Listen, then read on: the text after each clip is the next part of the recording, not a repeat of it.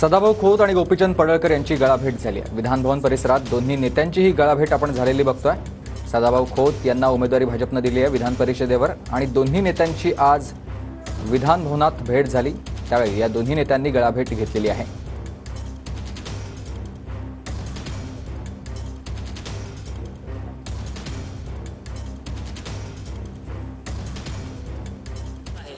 तुम्ही शिवे देणार काय सभागृहामध्ये आई बहिणीवर? म्हणजे तुम्ही फार मोठे शिवसैनिक आहात, तुम्ही बाळासाहेबांचे शिवसैनिक आहात, हे सिद्ध होतं का? तुम्ही आई बहिणीवर शिवे देण्यावर ते त्यांना विचारा। विधान परिषद आहे, आज पाहतोय की भाजपची यादी सुद्धा जाहीर झाली आणि स्वतः पंकजा वाड्यांच्या गावगाडे हे आमच्या जवळच्या आहेत आणि गावगाड्यातली लढणारी माणसं ही खऱ्या अर्थानं या राज्याला पुढे घेऊन जायचं असेल तर ही माणसं आपल्या बरोबर असावी लागतील, ही भूमिका देवेंद्रजीने ठेवली।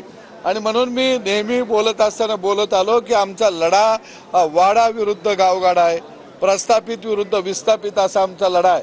आणि निश्चितपणानं भविष्य काळामध्ये शेतकऱ्याचे प्रश्न, गावगाड्याचे प्रश्न आक्रमकपणे आम्ही मांडू, पण वेळ प्रसंगी आम्ही रस्त्यावरची सुद्धा लढाई लढू।